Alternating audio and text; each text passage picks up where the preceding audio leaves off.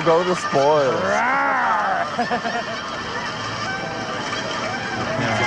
But yeah. Domino's sponsors I'm a Celebrity, Get Me Out of Here. When what we watch constantly redefines itself, shouldn't how we watch it do the same?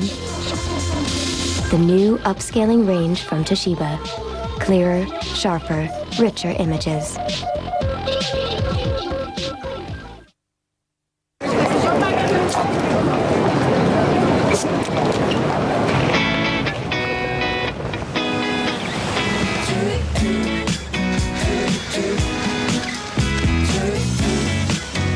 Up Free, made with natural flavors. Nature is closer than you think. You can win a fantastic trip for two to Anfield to see Liverpool play in your choice of any Premier League or Champions League match. For your incredible opportunity to win this great prize, just free text RED to 50015. That's RED to 50015. Well, the country has gone from boom to bust very quickly, and every day we seem to be stepping back to the 80s. So we go behind the stories now to reveal the truth behind the job losses. On Crunch Time, how safe is your job? The Irish economy has gone from boom to bust in record speed, from full employment to rising unemployment. We're in a recession facing tough years ahead, with the global financial crisis adding to our woes.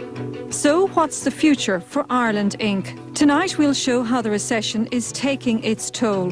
For my children, there's no future in the town for Mitchelstown at the moment, you know. No future at all. We'll ask if the multinationals will stay here. Microsoft came here for specific reason and stays here for specific reasons.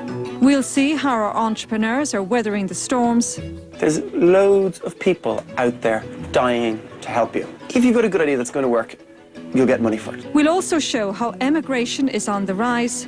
It'll be heartbreaking for them because we're taking grandchildren, nieces and nephews away, cousins. And how immigrants are also packing their bags. At the end of the month, when you start to count everything, it appears that life here is really expensive. Tonight, how safe is your job?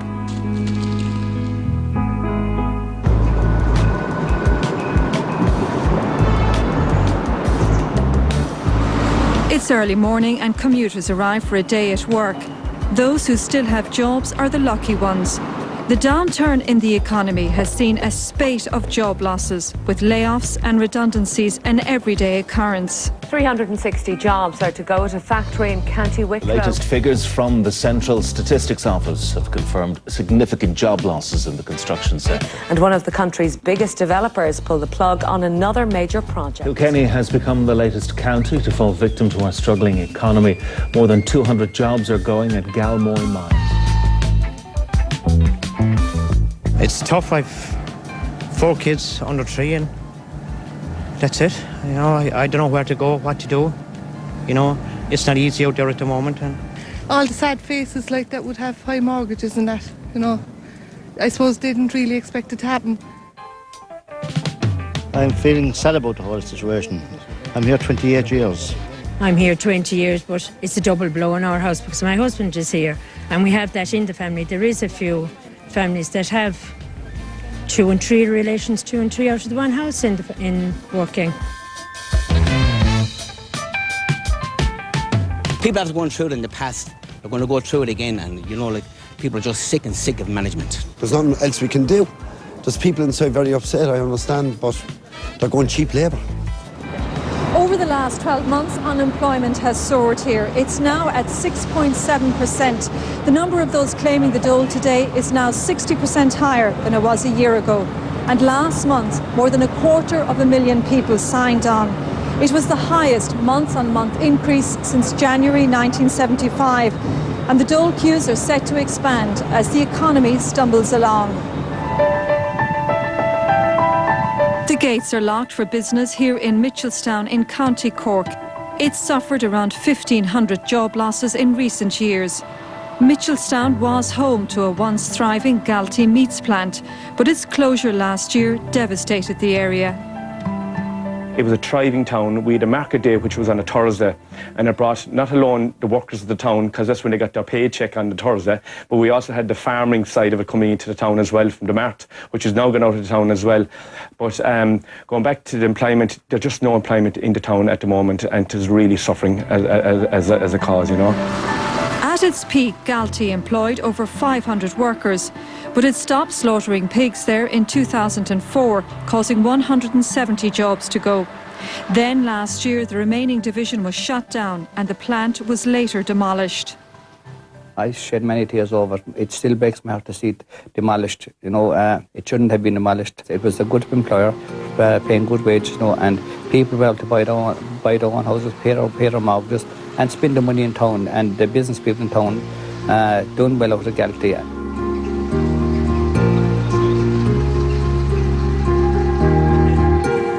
Sean O'Brien worked in Galtee for 32 years. His two brothers were also Galtee employees. The plant's closure has had a huge impact on all of them, and it's left Mitchelstown like a ghost town. The town has dramatically changed. If you walk up the town and talk to any business people of the town, many shops are closed. As you say, rightly said, the pubs, they're closing by the day, and it's not because of the drink drive, maybe it has a factor, or because of the budget. It's because of Galtee closing and the Creamy leaving a lot of people go and outsourcing.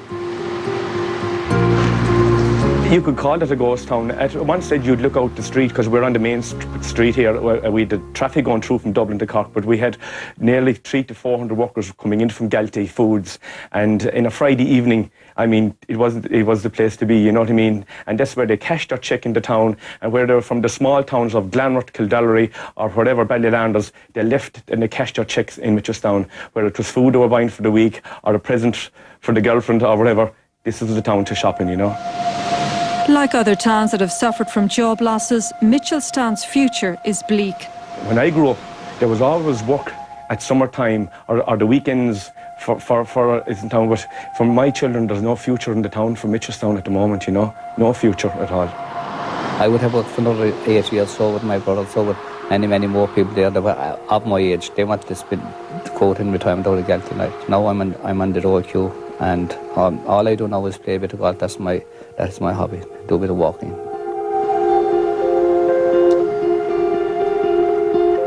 Other parts of County Cork are also feeling the effects of the recession, with a series of job losses over the last year. Here in Youghal, over 1,000 people are now signing on, and even during the height of the boom days, Youghal still suffered. We've over doubled the national unemployment rate in the country. Obviously this isn't going to help our situation here, and even the ones that they were lucky enough to find jobs, they had additional costs of approximately 10,000 a year between commuting to and from work. So a lot of them have ended up hibernating in their houses basically, because the surplus money they had in the past by working locally is being taken up with transport to and from work, plus they have additional extra childcare costs, the usual thing that goes with it, you know.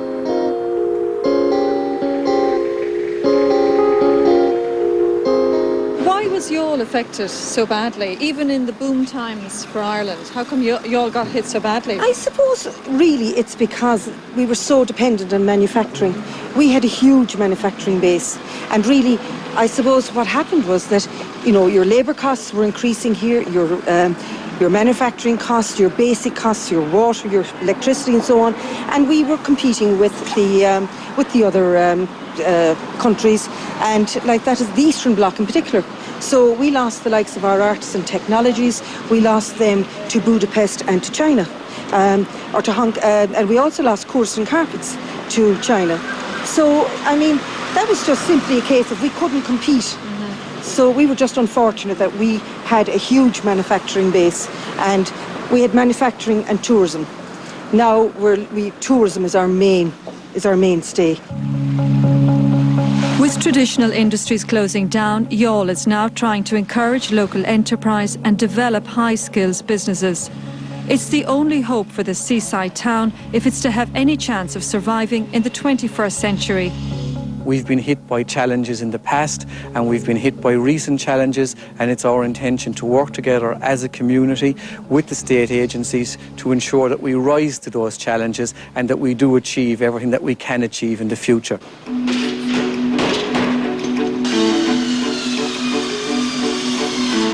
construction industry is taking a severe hammering, with the downturn in the property market claiming 30,000 jobs for this year alone. And the Construction Industry Federation is warning that figure could jump to 70,000. Trevor Johnson lost his job earlier this year when his plastering business dried up. I went out on my own, so I got my own tools with my own van. For the first year or two, everyone was going really good, so it was. And then come the end of 2007, everyone started slowing down, and then coming into 2008 this year, it's stopped. There's no work at all. None at all? No. I got bits and pieces there a few months ago, maybe 2 weeks working, 3 weeks sitting at home, 2 weeks working, but now it's just all stopped altogether. Trevor can't get dole money because he doesn't have a fixed address, as he's staying with friends right now. He doesn't even have enough funds to see his young son. I have a son, he lives with his mother. I normally take him out at the weekends, but last weekend I've had to tell him, your daddy's sick, son, I can't take you out. Next weekend I don't know what I'm going to say to him. And the following weekends. Because you don't have the money to I take can't him afford to take him. I used to take him to places like Fort Lucan, take him to the cinema, take him out to the Playbarn and this here, but now when he has to go I have to say I'm sick, I'm ill. Or his mother maybe have to go on and take him herself through the week or something, because I can't afford to do anything with him at the minute. And that's tough. That's very tough, yeah, it's hard. It's soaring your pride too. You know that you can't afford to take your son out, and you can't get an address that your son can come and stay with you and visit you. And you've got no help at all from the government after hiring them to do this job for you. You just I feel let down anyway.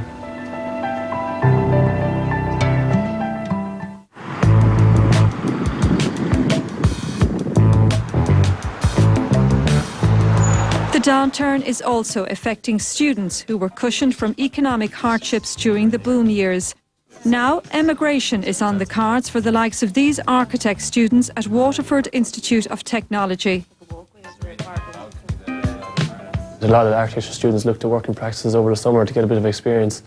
And at the moment, finding summer work the past summer has been very hard because a lot of practices have been laying off maybe excess workers that they didn't need, or excess staff and stuff. So it's been hard for the students just coming from college to find a placement just for the summer. Do you think you meet people? I don't think there are jobs at the moment, and there probably won't be by the time I graduate. So I'd say there's almost a 99% chance that I will travel once I finish. Here all the I was applying for jobs over the summer, and it was near impossible to actually get a job. The jobs in the Office of Public Works and the council and stuff were snapped up immediately, and then the bigger firms, they seem to be laying people off instead of taking people on.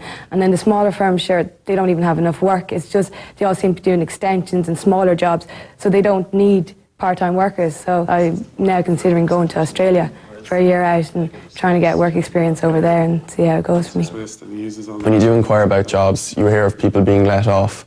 So they're the people obviously who have the experience. They're people who've been working for numerous years in the market already. So that they would be considered more employable than a student who is just leaving the college, finishing their degree.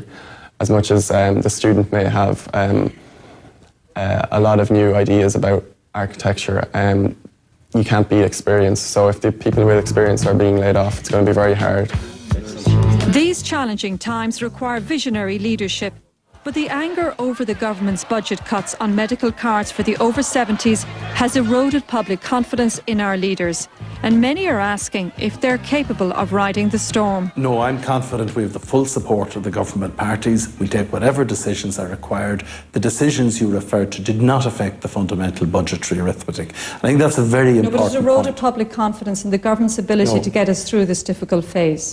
That's a judgment you're making. Well, it's a judgment many people made. It's a judgment 15,000 people made when they went out and they started protesting outside Dáil Éireann. Well, I'm sorry, the government isn't going to be governed. The country is not going to be governed on the basis of public protests. There have been plenty of those public protests. Will you ignore that? Are you ignoring? As your Minister you for did Finance, take notice because you had to back down on the medical cards. As your Minister for Finance, my duty is to do the best for this country according to the best of my lights. The people have every right to get rid of me in a few years' time, but for the present we have to get on with governing this country and making the decisions that are in this country's best interests. Coming up in part 2, how the economic downturn is pushing families to pack their bags for Australia. We're hoping that with the work and the way things are in Australia, that our goal will be to come home every second year for Christmas. And why the recession is forcing our immigrants to check out. At the end of the month, when you start to count everything, it appears that life here is really expensive.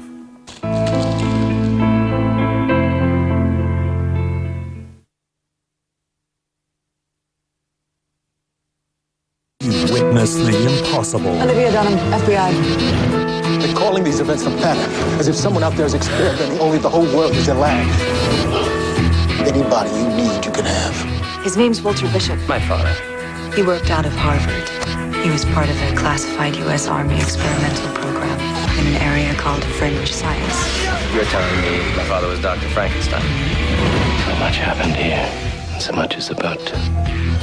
All New Fringe continues this Wednesday with a double episode from 9 on 3. Your back can do so many wonderful things. All that carrying, all that lifting. But sometimes it can get a little twinge. Which is why with our life stage plans, not only do you enjoy excellent hospital cover, but if you ever need to visit a physio, we'll give you up to €40 back. You see, from your head to your toes, including your back, no health insurer does more to help you take better care of you. So contact us today. VHI Healthcare. When you need us, we're there. Grace, funny man. See Ireland's king of comedy at his hilarious best. Which end of the bed do you want tonight? Or is it a shallow end, man? Funny man. You'll thank me for that one day.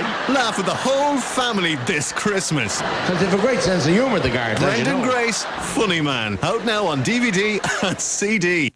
There's nothing else like it. And it's got the germ-ridden rim block cage in its sights. Introducing new fresh discs from Doug. Click the barrel into the holder, flick the top off, and you're ready for action. Up to 7 days of fragrance from each disc, but no cage to harbour germs like E. coli. So they help keep your loo clean and fresh. New fresh discs from Doug. Cut out the cage and you cut out the germs. S.E. Johnson, a family company. Why go to the ends of the earth for all your Christmas gifts, when for just $419.99 you can get a PlayStation 3, plus Little Big Planet, FIFA 09, Iron Man on Blu-ray, and €30 worth of rental vouchers free. This great offer saves you over €125. Save time and money at Extravision this Christmas. On Disney DVD, you have returned for a reason. Return to the magic of Narnia. Aslan! Are you ready for your journey? And experience an adventure like never before. You're meant to save us. It's up to us now. The Chronicles of Narnia, Prince Caspian on Disney DVD at Tesco now. Rimmel London's new Sexy Curls Mascara. Triple Plump Brush gives up to 70% more curl and voluptuous volume. The only curves to wear. Live the London look. New Sexy Curves Mascara from Rimmel London. Get the Nicer Dicer Mini from JML, the perfect way to chop and slice small vegetables, garlic, nuts and herbs quickly and easily. At Dunnes Stores now for only $9.99. If your back ever gets a little twinge, with our life stage plans, not only do you enjoy excellent hospital cover, but we'll give you up to €40 back if you ever need to visit a physio. VHI Healthcare. When you need us, we're there. A new day. Just how serious is this then? A new time. That sounds savage. The same impact. And what about Sarah Palin? Are you impressed with her? No, I think she's a joke. And I always thought she's a bad joke, but I always thought that it was a colossal misjudgment of McCain's to appoint her. The Political Party with Ursula Halligan, Friday at 11 on 3.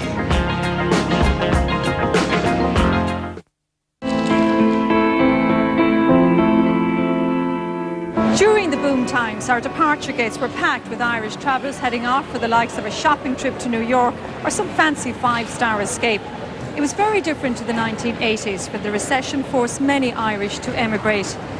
That exodus declined dramatically in the 1990s, when the economy was booming and jobs were plentiful. But now the flight of the Irish is starting again, with the recession taking its toll. This couple from Galway are heading off to Australia. They made the decision after Robert lost his job in the construction industry in 2006. During the good years, you know, for the Celtic Tiger, as I say, we managed to squirrel away a few pounds, you know, and we had a few euro in the SSIA scheme, and it kept us going, ticking over. But after a year or so, all the way to 06, 07, it started to dwindle away, and things are getting very tight. So that's when we made a decision that we might have to try and up sticks, you know. The Hallinans spent a year processing their visa. Contacts in Australia made the workload easier. My godparents are over there. They actually immigrated 25 years ago when things were very bad in the 80s. He was a painter, and he and his wife and 4 girls immigrated 25 years ago, and they all love it. Robert's optimistic he'll get a job working in the construction industry once they get to Australia. They're looking forward to a better life.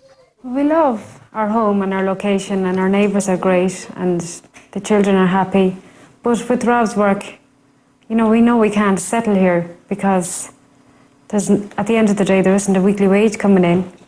And with Australia, the work over there is in such demand, and maybe we can go back to the lifestyle we did have, having our holidays and our weekends away and our meals out.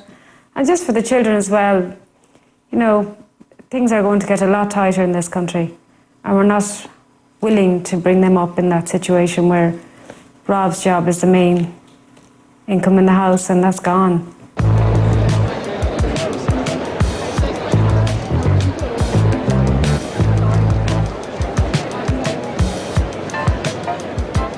Unlike our economy, the one in Australia is booming. Here at this fair in Dublin, Australian companies are busy recruiting Irish workers. There's around about 100,000 job vacancies currently in Queensland that we're dealing with amongst other states of Australia. So if you take those 100,000 times it by 5, we're talking near on 500,000 job vacancies in the construction engineering sector. Australia at the present time is experiencing its lowest rates in unemployment in nearly 40 years. So I suppose if you look at the situation of Ireland at the moment, Australia is experiencing quite the opposite. We have what's called a skilled occupation list, so we're very, very strict on who we allow to actually enter Australia on a permanent basis. That list, however, is exhaustive. It's hundreds of occupations on it. It's a good time for the Irish thinking of emigrating to Australia. The reason that Ireland would feature very heavily in it is that we've changed our criteria in recent years, and we very much want to have people where English is their first language. Australia's very strict with safety and all of those issues, so they very much want people that can come in and slot into the workplace immediately. Australia applies strict immigration criteria and a rigorous screening process. So far, the jobs are still there for those who pass the test, and the Irish are queuing up. We've just had a roadshow in Cork where we were just inundated. We literally had people standing in the rain queuing outside of the hotel. It was frightening. We don't see much future here, really, and the main thing you want to do is rear your kids in relative, happiness, and so that's why we're going.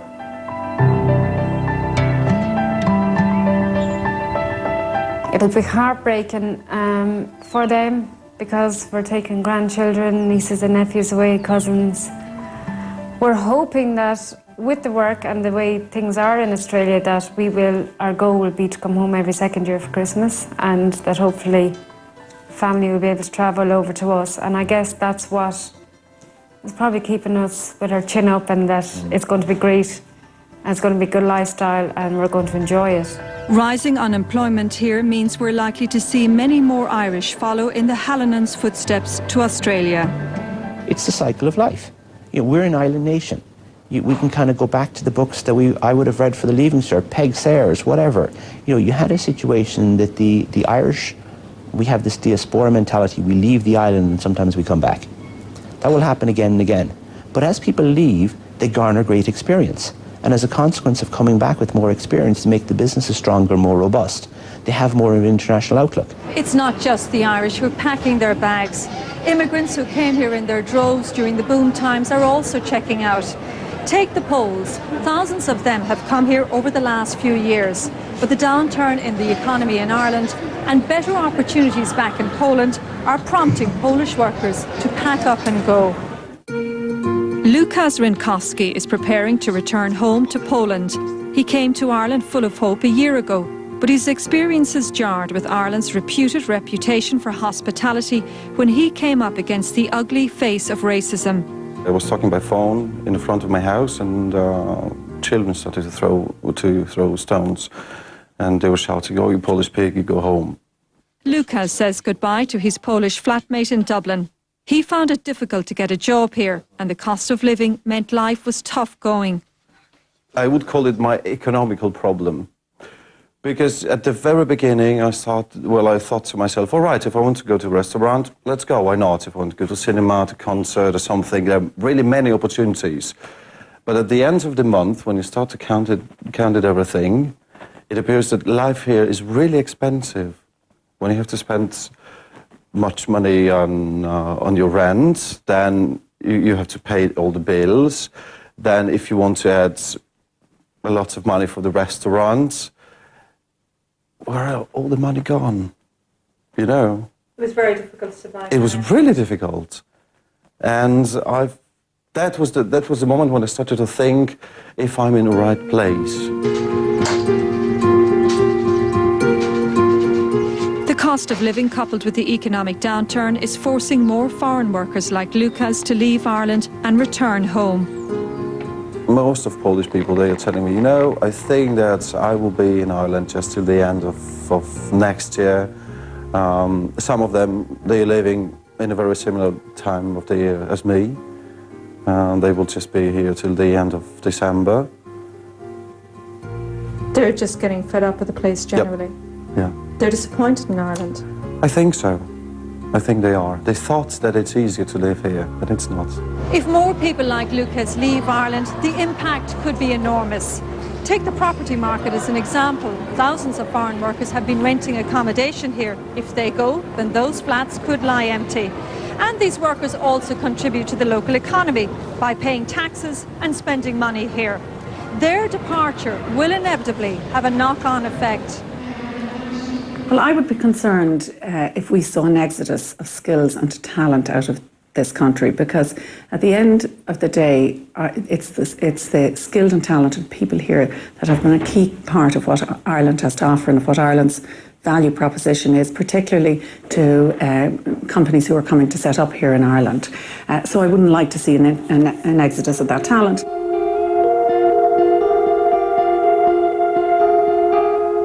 I do see that we've very dangerous periods ahead. We've great difficulties ahead, and we can only deal with that, I think, with courageous decision-making at public service level. I'm including in public service the civil service and the politicians. And I should say, in many ways, our civil service has served us very well since the foundation of the state in terms of basic integrity and so on. But I think they have to be very challenging to themselves and to competence and bringing us through a difficult period. Our post-Celtic Tiger modern Ireland is becoming a harder place to survive in. Costs are rising, job security is falling, and it's losing its appeal for disillusioned immigrants who feel the Irish are trading traditional values for life in the fast lane. They are working and going shopping. That's my picture. They don't have time for entertaining. They spend their life watching TV.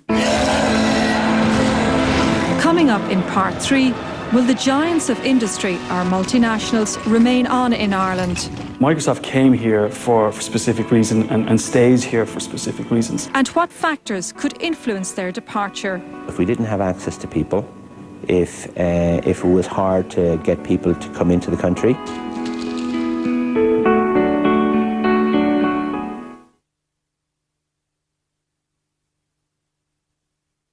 put it in here and press play.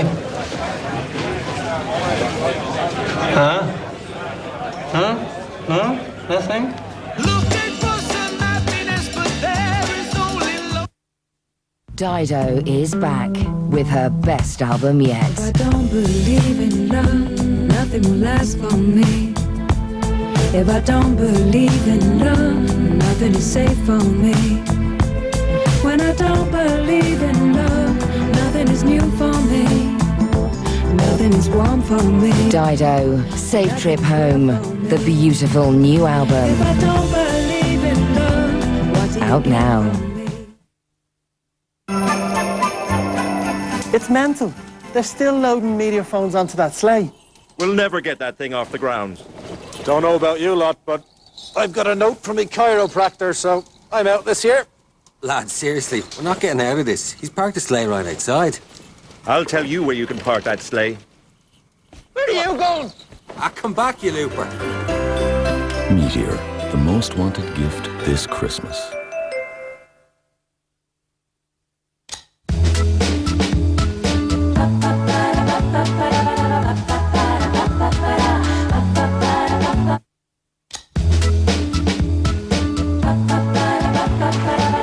There is only one place where you'll wish time would stand still. The Canary Islands. You deserve it. How can you save on the cost of running a car? Well, reducing any unnecessary weight is a good start. You could develop an alternative energy supply, or ask your Peugeot dealer about our world record diesel efficiency and the 308 that can go up to 2,000 kilometers on a single tank. Ask us how lower VRT, road tax and emissions from Peugeot's HDI range will save you thousands every year. Incredible savings, incredible performance, the Peugeot HDI range. SingStar ABBA. The original singing game brings the legends of pop to PlayStation. Inside everyone there's a SingStar. SingStar ABBA. Only on PlayStation. What is a breast check mammogram and who is it for? It's an X-ray of the breast for the early detection of breast cancer. It's for women aged between 50 and 64. For the vast majority, the results are perfectly normal. How long does it take? And how much does it cost? It only takes about a half an hour. And it's free.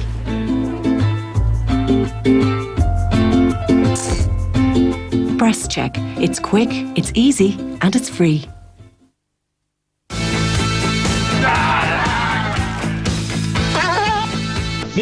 Miso. Stick around. I'm full of surprises. Trust me, Nathan. You must help her. I'm going to take you home, Michael.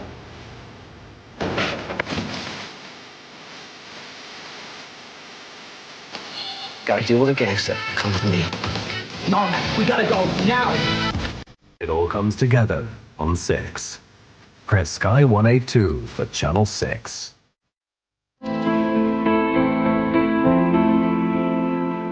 We've already seen the impact of job losses across the country. But what about multinationals like Google, which are based here and are big employers? There are 1,000 foreign companies in Ireland. They employ nearly 136,000 people and they account for 85% of our manufacturing exports. Nearly half of them are American. And if they leave, we're in serious trouble. But the good news is international companies are still coming to Ireland.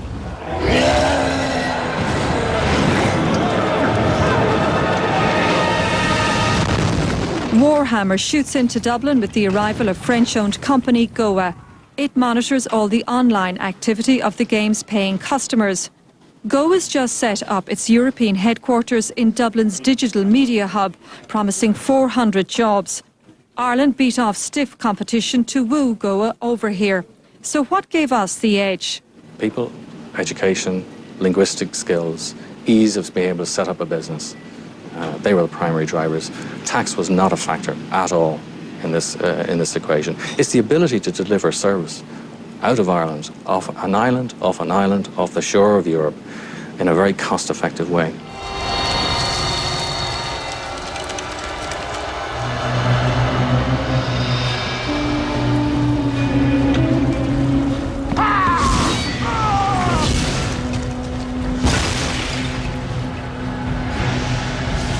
Like this fearsome warrior, the gaming industry is gaining ground and creating jobs.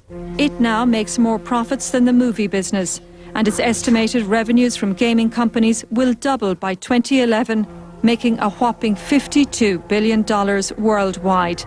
It could be the kiss of death for Ireland if we turn away from that talent. The challenges will not be demographic. I think we think of ourselves as European. We must continue to think of ourselves as European. And our ability to do that and be very much part of the European context is important. If we lose that and we become isolated from Europe, I think it's a very risky strategy.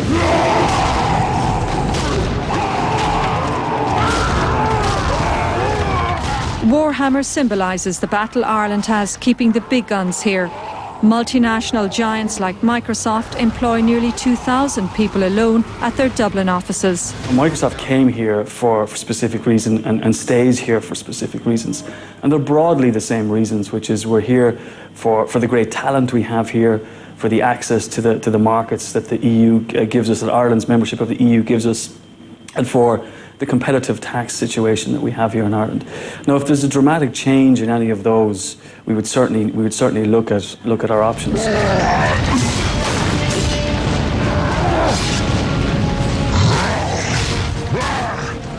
It's a harsh battle fighting off competition from countries like those in Eastern Europe, India and China, who've armies of workers defending their patch. So what do we need to do to protect ourselves from our competitors and keep the big guys from moving on? I believe, if you go back 20 years, companies came here for talent, predominantly for talent, and tax leveled the playing field. I think now, we are in a more competitive situation, so the most important thing is talent for the next 20 years. Google is another multinational giant based here. It set up its European headquarters in Dublin in 2004. Now Google employs 1,600 people who speak over 60 different languages. Like Microsoft, human capital is Google's #1 reason for staying in Ireland. I kind of describe Dublin today as the Ellis Island of the 21st century. It's the place where more languages are spoken than any other major city anywhere in the world. That's a huge opportunity for the internet, because what you can do is you can actually co-locate people speaking those same languages idiomatically fluently in one location, and you can serve all the markets from here. That's an incredible advantage, and it's probably one of the reasons why Dublin will continue to be a major cluster for internet-type companies. You've seen the note recently that Facebook are going to come into town. Microsoft are here. WPP, one of the large advertising agencies, I believe, are actually going to set something up. And I think you're going to see more and more technology, internet-driven, online search and advertising type companies being based around here because of the confluence of different people from different countries with idiomatically fluent language skills. You see that as an absolute key ingredient? Absolutely. That's more important than anything else. Although our low corporation tax and proximity to the rest of Europe are certainly strong incentives for Google to stay here, if we couldn't supply a smart, multilingual workforce, it could pack its bags. The services business is all about intellectual property, intellectual capital. It's all about people. It's all about the ability to get the right people with the right skills and the right linguistic capabilities who can work on your customers. That's the beginning, middle, and end of the services business. It's people. The road ahead will be long. Our climb will be steep. We may not get there in 1 year or even in 1 term. But America, I have never been more hopeful than I am tonight that we will get there. I promise you, we as a people will get there. US President-elect Barack Obama's promise of change is captivating the world. But he could also scupper the Irish economy if he delivers on campaign pledges to get American multinationals to pay their taxes back home. I think in election years, you sometimes, in election phases, you sometimes hear things from candidates, as we know in our own country sometimes, that don't eventually come true. But look, those are all challenges we'll have to deal with.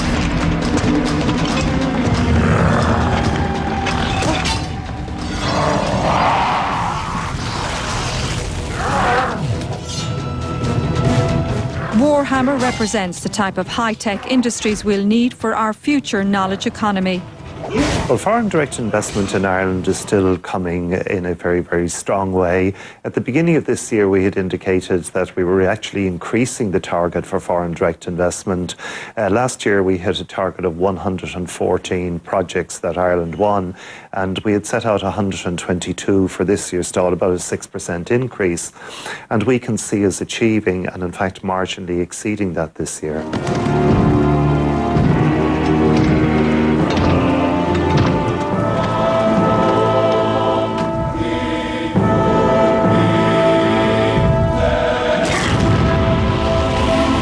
But with a mighty recession looming over us, and with immigrants already leaving, how can we guarantee a constant supply of smart, bright people for the giants of industry? If we didn't have access to people, if it was hard to get people to come into the country, if people wanted to leave for a variety of reasons, you had draconian government policy that encouraged valuable knowledge workers to leave, that would be a principal issue. But ultimately, it's all about people.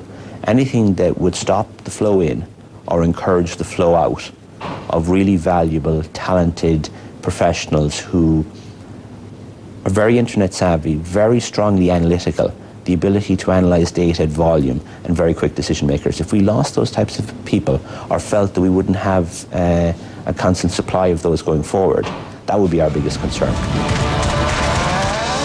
The beating the multinationals have taken from the global financial crisis will also influence future foreign investments. There's no doubt about it that the foreign direct investment market will be under pressure, that companies will be slower doing things. But right now, what I would say is that this current year is going to be very, very good. The first couple of months into next year, we can still see good flow of foreign direct investment because we know by the amount of visits we have, the amount of itineraries. But one has to recognise what's happening globally. Coming up in part 4, how Irish entrepreneurs are weathering the economic storms. Our major thing with our products is that it tastes really good. And what happens is no matter what someone pays for it, if they taste it and it tastes really good, they'll buy it again. And how the banking credit squeeze is jeopardising Irish businesses. It is essential that the banks provide liquidity and credit for small and medium-sized enterprises as well as for the consumer.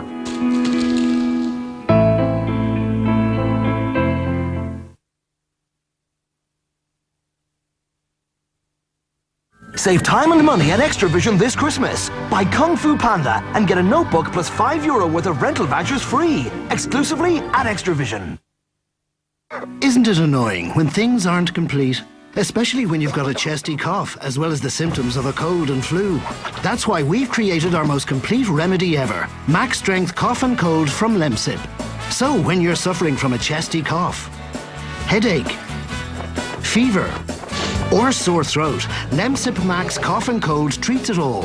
Lemsip Max Cough and Cold. It's ready! Our most complete remedy ever. Lemsip, here to help. Do the moves and change to Comfort Concentrate. With less than half the packaging and even longer lasting freshness. It's better for the environment and for you.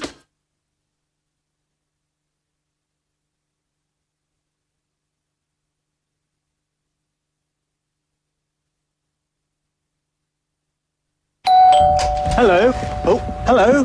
Oh, dirty socks. Looks like your floor isn't clean. But it looks clean. You should try Citibank Grease and Floor. It's concentrated, so you only need a little bit in a bucket of water.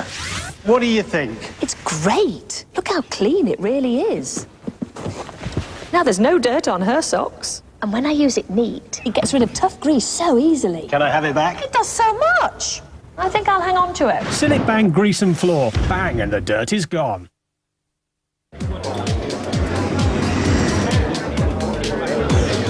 Go, go. This lady needs our help, and fast. She's suffering from heartburn and needs Gaviscon. She can feel it cooling and soothing already. Good job, lads. What a feeling! Gaviscon, what a feeling. And for Gaviscon on the go, take new Gaviscon Handy Packs. Heartburn relief has never been handier. What a feeling!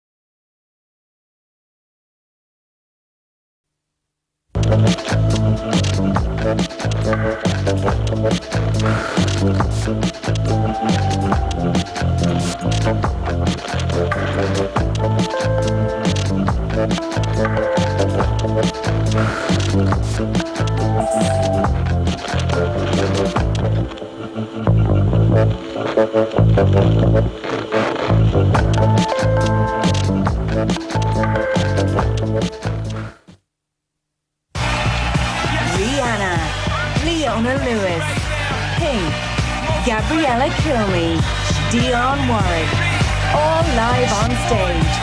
Divas 2, Sunday at 8 on 3.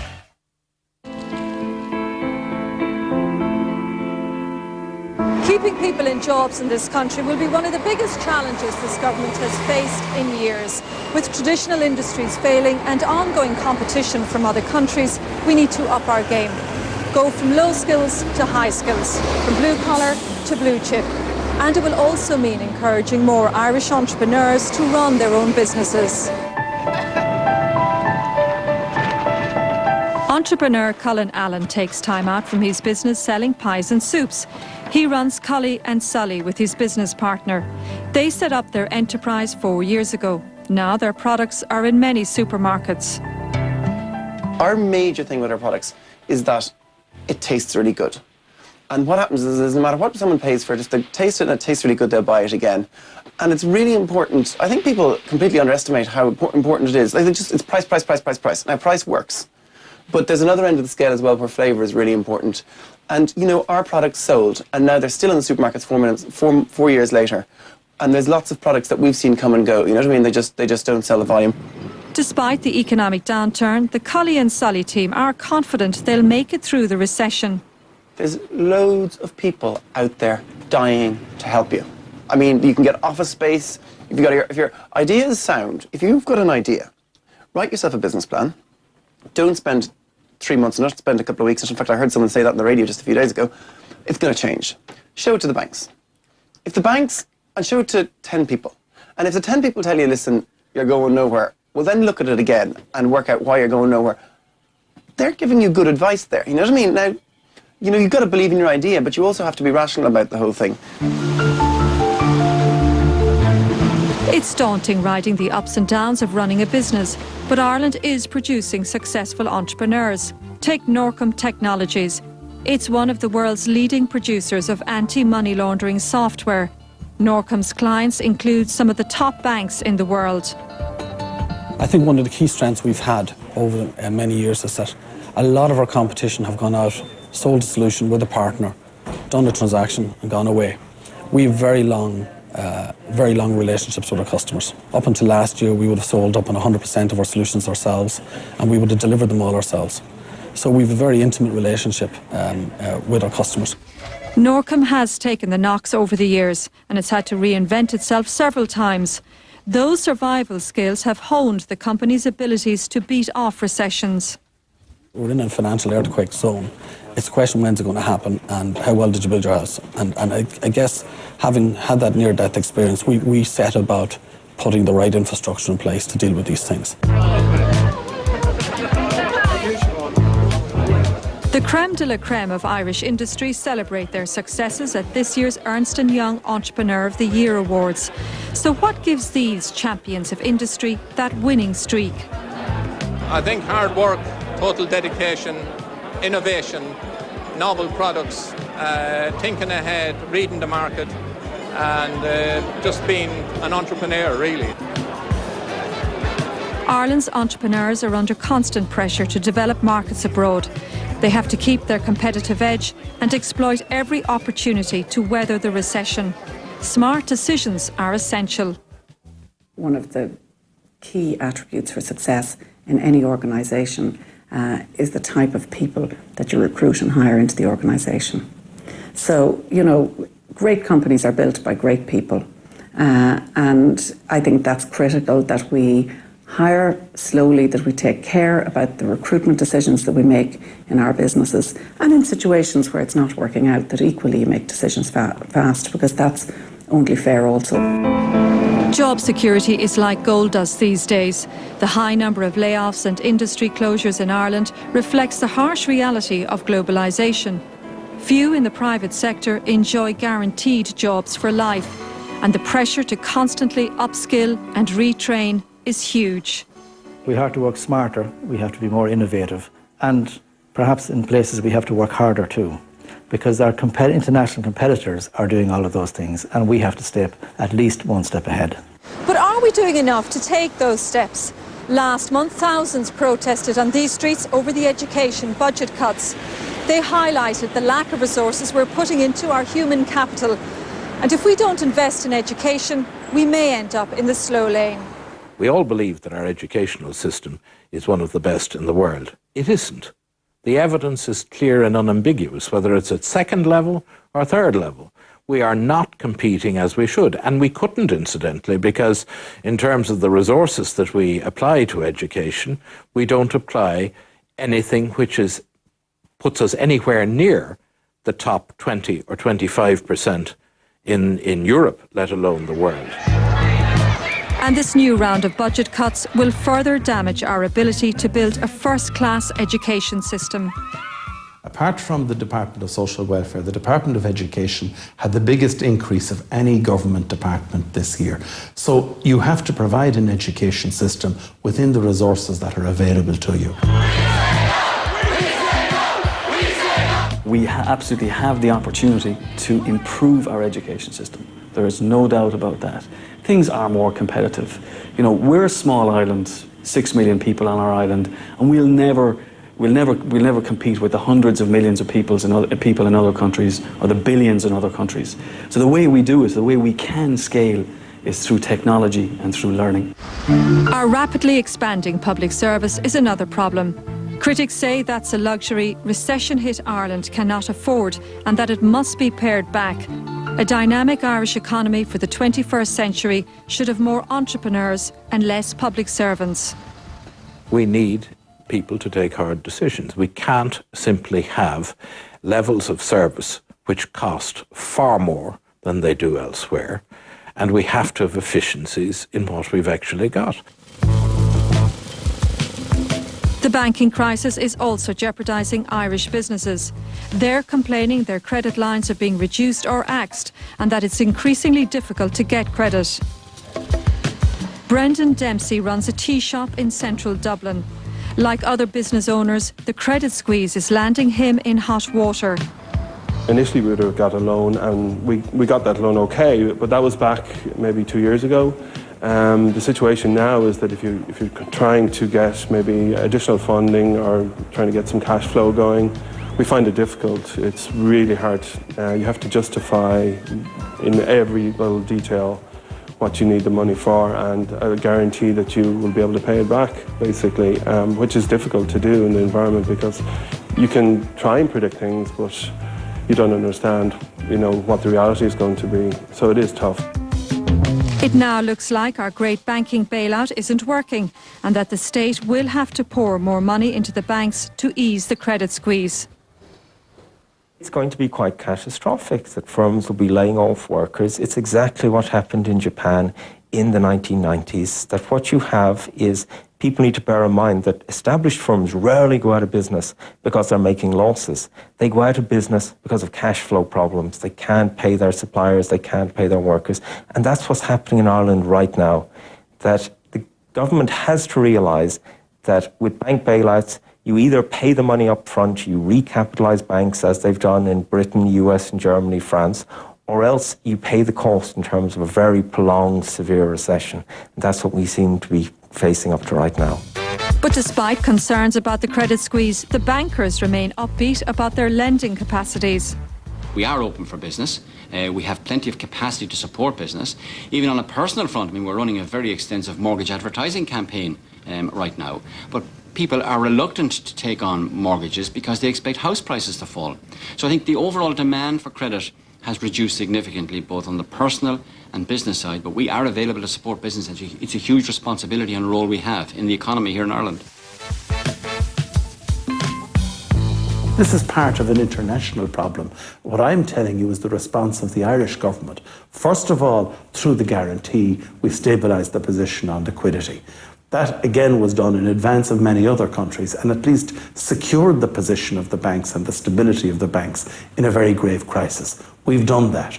We now have to move forward and reform the banks, make them attractive to investors at home and abroad, and we have to look at state participation as a last resort, not as a first option.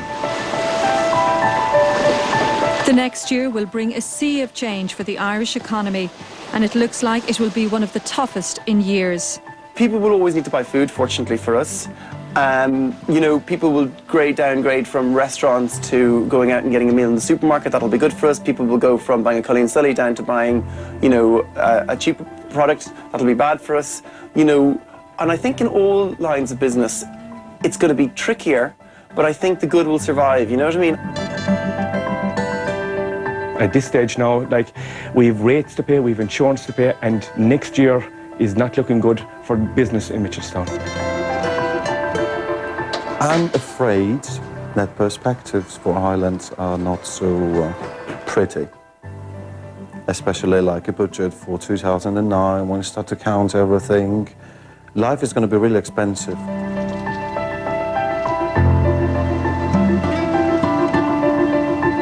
We are dealing now in something that none of us have ever experienced. It's been likened to the 1929 crash, you know, the depression of the 30s. I don't think it's that bad, but I think we've all been quite shaken by what has happened.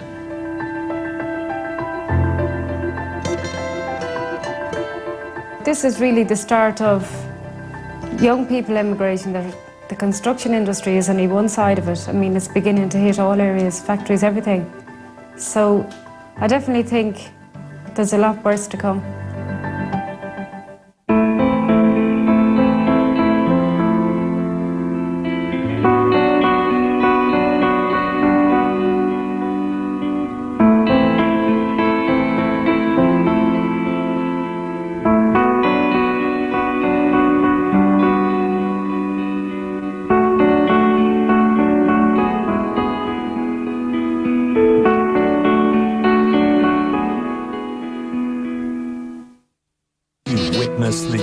Olivia Dunham, FBI. They're calling these events a panic, as if someone out there is experimenting only the whole world is in land.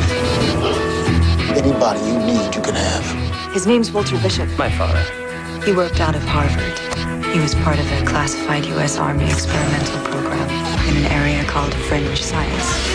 You're telling me my father was Dr. Frankenstein? So much happened here, and so much is about to. All New Fringe continues this Wednesday with a double episode from 9 on 3. Whatever home you picture yourself living in, Bank of Ireland's got the mortgage for you right now. So drop into any branch to chat with a mortgage advisor or call 1890 365 850. Bank with us and you'll believe. There's a reason more than 1.5 million people have seen Il Divo live. An extra date due to phenomenal demand. Sunday, March the 8th, the O2 Dublin. Tickets on sale this Friday at 9 a.m. New album, The Promise, in stores now. For complete tour and ticket information, fan club and VIP packages, visit ildivo.com. We unwrap this year's top 10 gifts with a sneak peek at the toy show and give you this stunning 2009 weather calendar absolutely free. The RTE Guide, We Know TV. Munster come agonisingly close to repeating heroics of 78 as they go down fighting to the All Blacks at Thomond. Caleb Folan to make his first start for the Republic of Ireland in tomorrow night's friendly with Poland at Croke Park. And Kerry defender Aidan O'Mahony confident of clearing his name after testing positive for the banned substance salbutamol. More on those stories and the rest of the day's sports news coming up on Sports Tonight.